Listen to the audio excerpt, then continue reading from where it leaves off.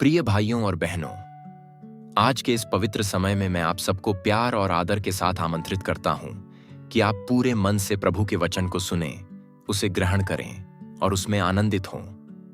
पहले ही क्षण से मैं आपको आश्वस्त करना चाहता हूं कि आज जो संदेश हम साझा करने जा रहे हैं वह न केवल सूचनात्मक होगा बल्कि आत्मा से भरा हुआ होगा, जिससे आपका जीवन नई रोशनी में जगमगाएगा। मैं चाहूंगा कि आप अपनी सारी चिंताओं, अपने सारे सवालों और अपने पूरे हृदय को परमेश्वर के हाथों में सौंप दें, क्योंकि परमेश्वर ही हमारा सहारा है। इस क्षण अपने मन को तैयार कीजिए, ध्यान केंद्रित कीजिए, क्योंकि आने वाला प्रत्येक शब्द आपके भीतर विश्वास का एक नया ज्योतिपुंज प्रज्वलित कर सकता है। परमेश्वर आज किसी संयोगवश आपको यह संदेश नहीं सुनने दे रहा।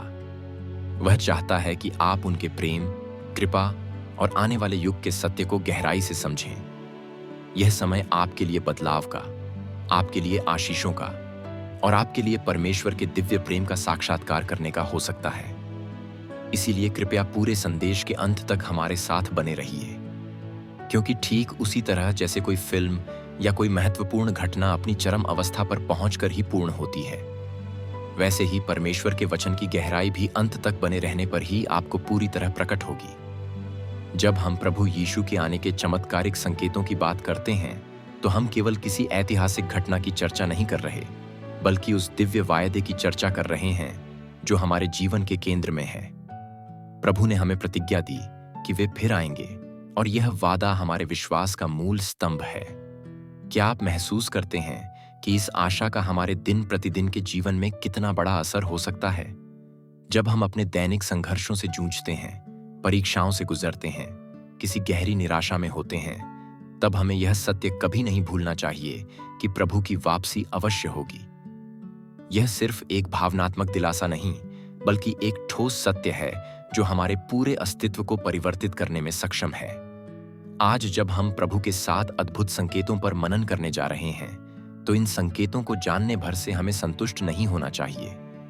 हमें यह भी समझना होगा कि हर संकेत हमारे जीवन को कैसे प्रभावित करता है और हम परमेश्वर से कैसे जुड़ सकते हैं, ताकि ये संकेत हमें सचेत करें, हमें उन्नत करें और हमारे विश्वास को मजबूत करें। कई बार हम सोचते हैं कि परमेश्वर की योजनाएं हमसे बहुत दूर हैं, या हमें लगता है कि यीशु का पुनरागमन केवल एक धार्मिक चर्चा भर है। लेकिन सच्चाई यह है कि परमेश्वर ने हमें पवित्र शास्त्रों के माध्यम से पर्याप्त संकेत दिए हैं ताकि हम अपना मार्ग स्पष्ट देख सकें और हमारे भीतर एक अनुशासित, जागरूक और सजग विश्वास बन सके। जब हम इन संकेतों पर चर्चा करते हैं, तो हम उन्हें केवल भविष्य की कोई घटना न समझें, बल्कि हम हर संकेत को इस दृष्टि से देखें कि वह हमें आज के समय में क्या सिखा रहा है। इन संकेतों को आत्मसात करके हम न सिर्फ आत्मिक रूप से तैयार होंगे, बल्कि हम अपने आसपास की दुनिया में भी परिवर्तन लाने का सामर्थ्य पाएंगे। पहला संकेत जैसा उल्लेखित है, वह कई प्रकार की विपत्तियों और प्राकृतिक आपदाओं से जुड़ा माना जाता है। प्रभु ने अपने वचन में कहा कि अंत के दिनों में भूचाल, महामारी, अकाल और तूफान जैसी घटनाओं की बाढ़ सी आ जाएगी। हम अगर अपने चारों ओर देखें तो पाएंगे कि इन सारी घटनाओं में बढ़ोतरी हो रही है। लेकिन यह मात्र डराने के लिए नहीं लिखा गया, यह हमें जागरूक करने के लिए लिखा गया है। जब आप सुनते हैं कि कहीं भयंकर तूफान आया है या किसी क्षेत्र में महामारी फैली है, तो इस बात को समझिए कि मानव जीवन कितना नाजुक है और परमेश्वर कितना महान है। क्या हम इन परिस्थितियों में परमेश्वर के साथ अपने संबंधों पर ध्यान दे रहे हैं? क्या हम इन घटनाओं को सिर्फ एक समाचार की तरह सुन रहे हैं, या हम गहराई में जाकर यह समझने की कोशिश कर रहे हैं कि यह हमारी आत्मिक यात्रा को कैसे प्रभावित कर सकता है? परमेश्वर चाहते हैं कि इन चुनौतियों के बीच भी हम अपने विश्वास को मजबूत रखें, अपने भाइयों बहनों के प्रति प्यार और सेवा का रवैया रखें और इन घटनाओं को संकेत के रूप में ग्रहण करें कि प्रभु का दिन निकट आ रहा है। जब हम दूसरे संकेत की बात करते हैं, तो शास्त्र हमें बताता है कि संसार के कई हिस्सों में परमेश्वर के वचन की अनदेखी और सामाजिक मूल्य मान्यताओं का गिरावट के साथ संबंध होगा। लोग अपने स्वार्थ में इतने लीन हो जाएंगे कि नैतिकता का पतन होगा, ईमानदारी कम होती जाएगी और पाप का प्रसार बहुत तेजी से होगा। हमें देखना होगा कि आज के युग में लालच, धोखा, हिंसा, अनैतिकता किस तरह हमारी संस्कृति को प्रभावित कर रही है। मगर याद रखिए, जहां पाप बढ़ता है वहां परमेश्वर का अनुग्रह उससे कहीं अधिक बढ़ता है। अगर आप ध्यान से देखें तो आपको दुनिया में बुराई के साथ साथ भलाई भी दिखाई देगी।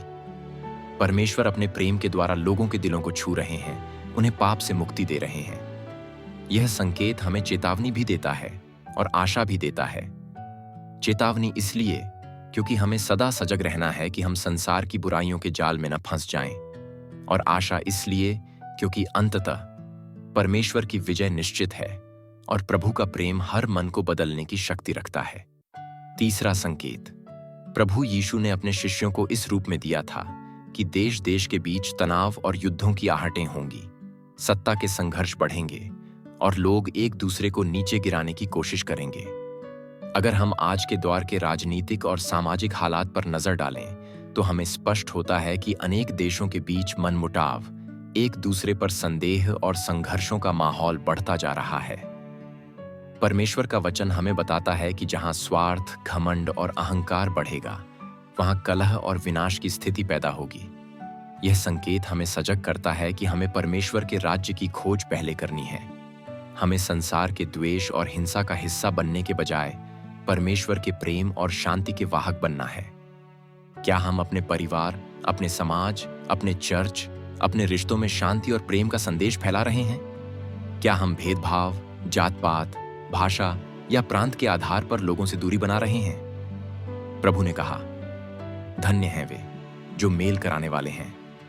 यही समय है कि हम इस आह्वान को गंभीरता से लें और अपने जीवन से प्रमाणित करें कि हम प्रभु के सच्चे शिष्य हैं।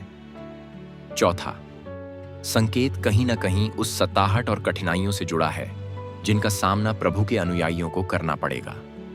शास्त्र स्पष्ट कहता है कि अंत के दिनों में बहुतों का विश्वास डगमगा सकता है। कई लोग दुश्मनी और अत्याचार का सामना करेंगे, पर यह मत सोचिए कि यह सब कुछ परमेश्वर की उपस्थिति के अभाव में होगा।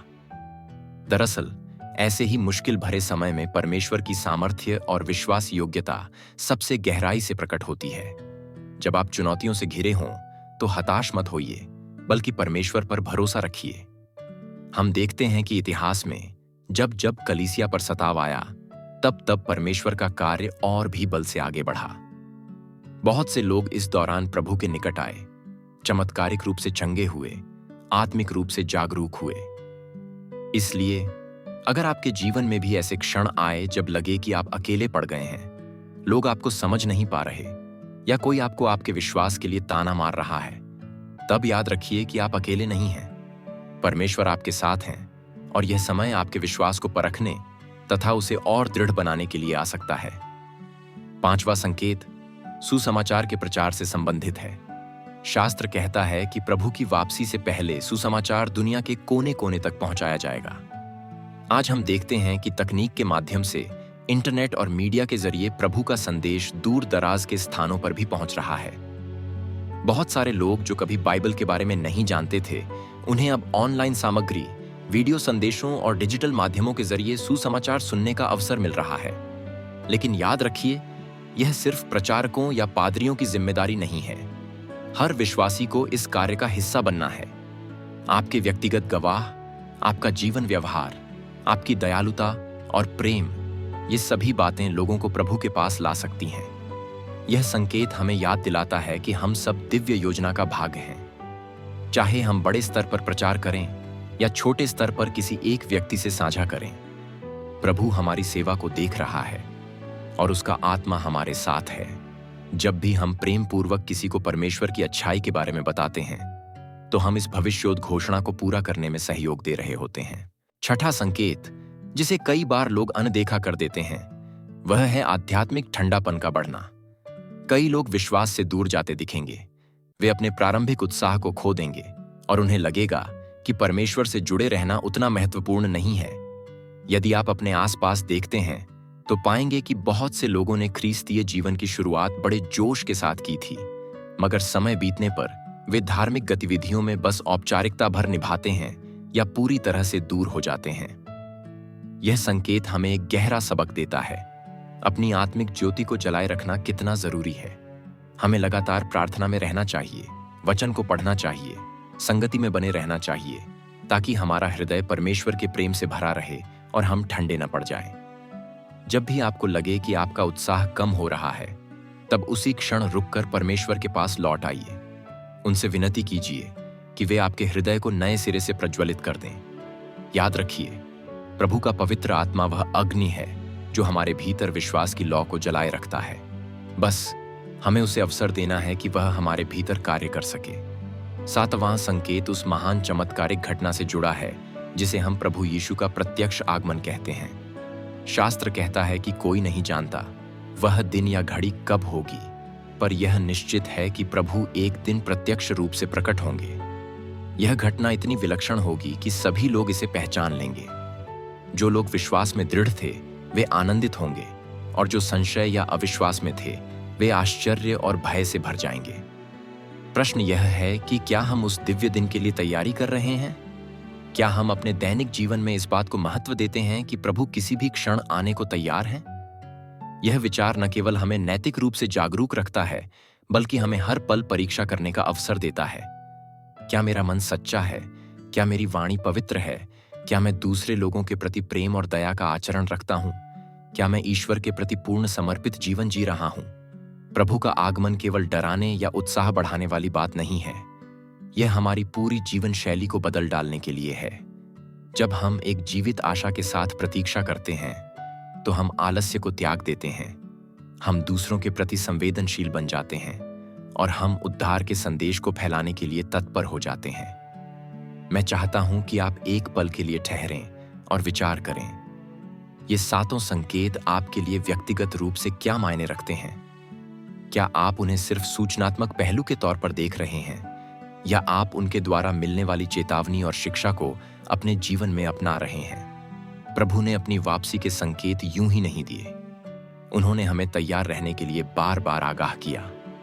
तैयार रहने का मतलब है कि हम आज की तारीख से ही अपने मन में, अपने कामों में, अपने रिश्तों में परमेश्वर की इच्छा को प्राथमिकता देना शुरू कर दें।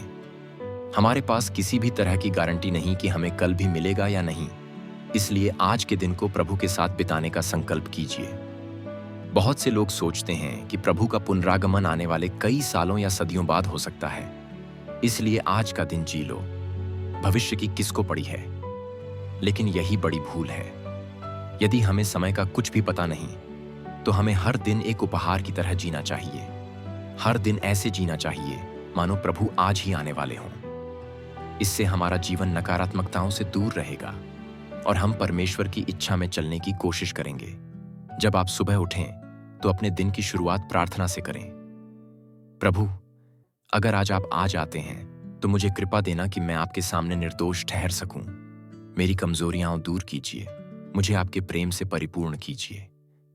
ऐसी प्रार्थना हमारे मन को बदलने लगती है और फिर हम व्यवहार में भी विश्वास योग्य बनते जाते हैं। कभी कभी हमें संसार की चमक धमक या समस्याओं में इतना उलझा दिया जाता है कि हम इस अत्यंत महत्वपूर्ण सत्य को भूल जाते हैं। हमें याद रखना चाहिए कि प्रभु का पुनरागमन केवल एक दूर की कल्पना नहीं, बल्कि हमारे जीवन की आधारशिला है। जब हम इस सत्य को समझ लेते हैं तो हमारे जीवन के सारे फैसले प्रभु के प्रकाश में लिए जाने लगते हैं। फिर हम दूसरों को क्षमा करना सीखते हैं, हम झूठ और धोखा से दूर रहते हैं, हम वित्तीय या पारिवारिक समस्याओं में भी परमेश्वर पर भरोसा करना सीखते हैं, और सबसे महत्वपूर्ण बात, हम खुद को प्रभु की सेवा और दूसरों की भलाई के लिए समर्पित करने लगते हैं। अगर आप सोच रहे हैं कि आप इन संकेतों के बारे में ज्यादा नहीं जानते थे, या आपकी आत्मिक समझ अब भी बहुत कम है, तो भी घबराने की आवश्यकता नहीं। हमारी यात्रा परमेश्वर के साथ मिलकर ही आगे बढ़ती है।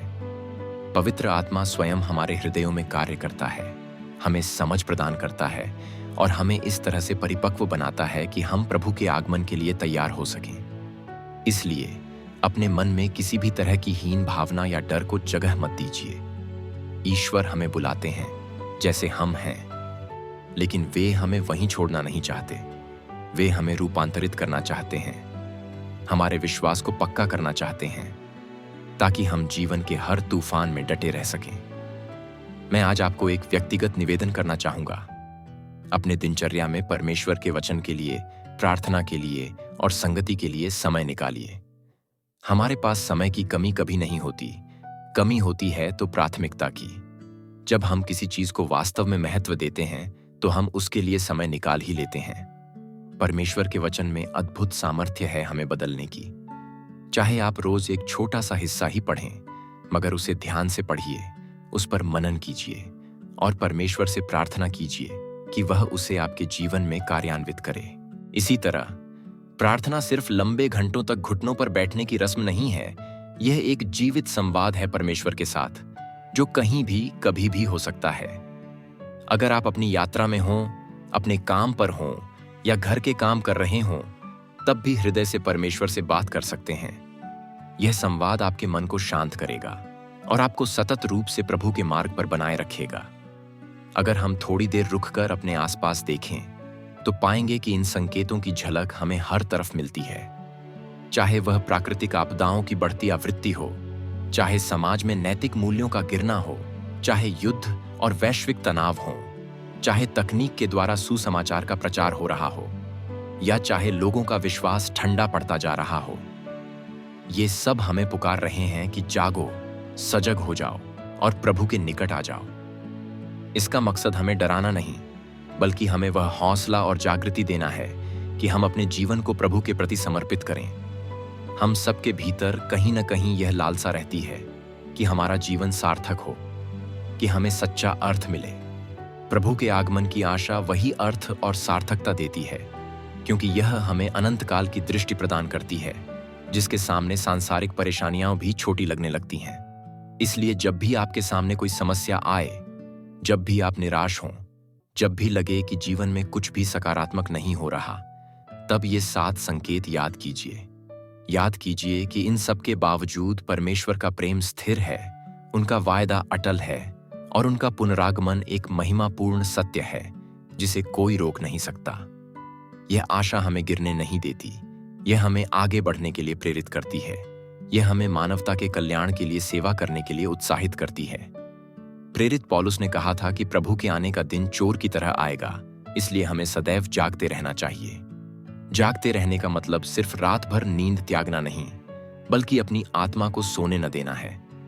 अनेक बार हम आत्मिक रूप से सोए रहते हैं, संसार की गतिविधियों में इतने व्यस्त हो जाते हैं कि परमेश्वर का स्वर हम तक पहुंच ही नहीं पाता। इसलिए आज इस संदेश को सुनकर अगर आपका मन कहीं तड़प उठा है, अगर आपको महसूस हुआ है कि हाँ, मैंने अपने जीवन में प्रभु को वह स्थान नहीं दिया जो देना चाहिए था, तो यह वही क्षण है जब आप एक नई शुरुआत कर सकते हैं। परमेश्वर के पास आने में कभी देर नहीं होती, लेकिन जल्द आना हमेशा लाभदायक होता है, क्योंकि जितना जल्दी हम प्रभु को समर्पित हो जाएंगे, उतने जल्दी हमारे जीवन में उनका कार्य प्रकट होने लगेगा। कई मित्रों के मन में यह सवाल उठता है कि प्रभु के आने का कोई समय सीमा क्यों तय नहीं है। ऐसा इसलिए कि प्रभु दयालु हैं। वे चाहते हैं कि अधिकाधिक लोग उनके प्रेम और उद्धार को जान लें। यह देर हमें अवसर देती है कि हम अपने जीवन में बदलाव लाएं, दूसरों तक प्रभु का प्रेम पहुंचाएं, और जब वह महान दिन आए तो हम सब आनंद के साथ उनका स्वागत कर सकें। प्रभु नहीं चाहते कि कोई भी विनाश का भागी बने, लेकिन वे हमारी स्वतंत्र इच्छा का सम्मान करते हैं। इसलिए आज ही अपने हृदय का द्वार खोलिए और कहिए, प्रभु, मैं आपको अपने जीवन में आमंत्रित करता हूं। मुझे तैयार कीजिए, मुझे बदलिए, मेरे रास्तों को सीधा कीजिए। यह प्रार्थना ईमानदारी से की जाए तो पवित्र आत्मा तेजी से आपके जीवन में काम करेगा। क्या आप इस महान सत्य को समझ पा रहे हैं कि प्रभु का आगमन हमारे लिए भय का कारण नहीं, बल्कि आनंद और उत्साह का कारण है? जो लोग परमेश्वर से प्रेम करते हैं, उनके लिए यह दिन सबसे गौरवशाली दिन होगा। जैसे दुल्हन अपने दूल्हे के आने की प्रतीक्षा करती है, वैसे ही हमें प्रभु की प्रतीक्षा करनी चाहिए। इसके लिए हमें अपने कपड़ों को स्वच्छ रखना है, अपने अंतर्मन को पवित्र रखना है, अपनी भाषा, अपने कामों और अपने विचारों को प्रभु के अनुकूल बनाना है। यह एक दिन का काम नहीं है, यह निरंतर चलने वाली यात्रा है, जिसमें हमारा हर दिन बीते कल से बेहतर हो सकता है यदि हम परमेश्वर की कृपा में आगे बढ़ते रहें। यह भी संभव है कि कुछ लोग इस संदेश को सुनकर संदेह करें, या उन्हें लगे कि दुनिया ऐसे ही चलती रही है और चलती रहेगी। मगर प्रभु यीशु के वचन कभी विफल नहीं होते, वे अपने समय पर अवश्य पूरे होंगे। इतिहास गवाह है कि परमेश्वर के वचनों की अनेक भविष्यवाणियां पहले से पूरी होती आई हैं। इसलिए यह भी सत्य है कि जो लिखा है वह होकर रहेगा। हमारे हाथ में बस इतना है कि हम अपने भाग को निभाएं। हम प्रभु पर भरोसा करें, उनके प्रति वफादार रहें, दूसरों से प्रेम करें और उनका संदेश फैलाएं। अगर आप सोच रहे हैं कि इन संकेतों में से किसी ने आपके दिल को विशेष रूप से छुआ है, तो उसके बारे में प्रभु से बात कीजिए।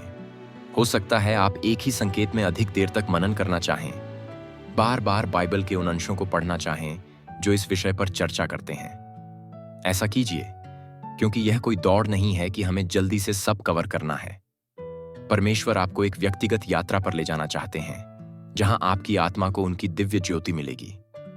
आप पवित्र आत्मा के मार्गदर्शन में इन संकेतों की गहराई में उतरेंगे और वहां आपको अनंत आशा और शांति प्राप्त होगी। मेरा निवेदन है कि हम आज एक नई प्रतिज्ञा करें। हम अपने हृदय को प्रभु के आगे खोलें और कहें, हे प्रभु, मैं तैयार रहना चाहता हूं, मुझे तैयार करिए। मुझे आपके प्रेम, आपकी शक्ति और आपकी पवित्रता से भर दीजिए।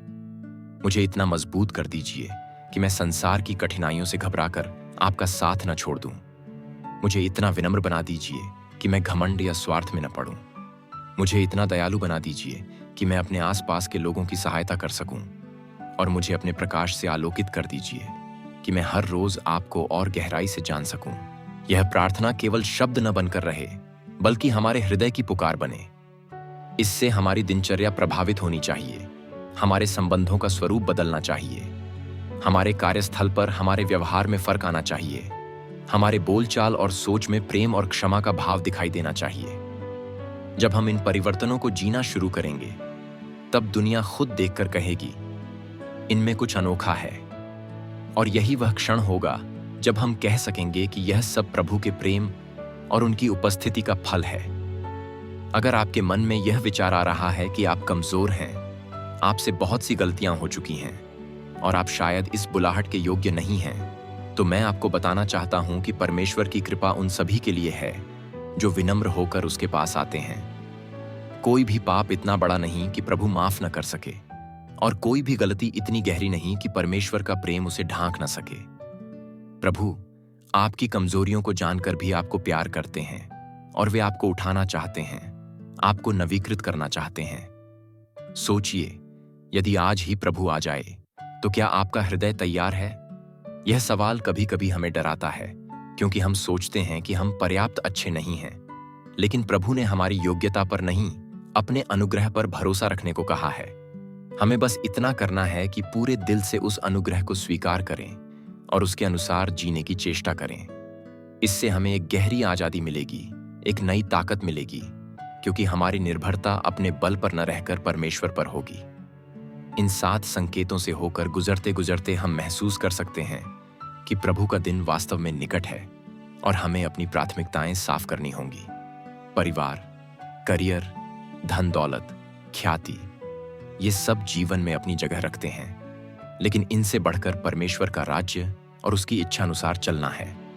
जब हम परमेश्वर को प्रथम स्थान देते हैं, तो बाकी सारी चीजें अपना सही स्थान ले लेती हैं। हम परिवार को भी बेहतर ढंग से संभालते हैं, अपने काम में भी पूर्णता लाते हैं और धन दौलत को भी पुण्य कार्यों में लगाना सीखते हैं। प्रभु के निकट आना हमारा जीवन को अव्यवस्थित नहीं बनाता, बल्कि उसे सही संरचना देता है। मैं आपको याद दिलाना चाहता हूं कि यह संदेश केवल सुने जाने के लिए नहीं, बल्कि जीवन में क्रियान्वित करने के लिए है। शायद कुछ ही देर बाद यह वीडियो खत्म हो जाएगा और आप फिर अपनी दैनिक गतिविधियों में लौट जाएंगे।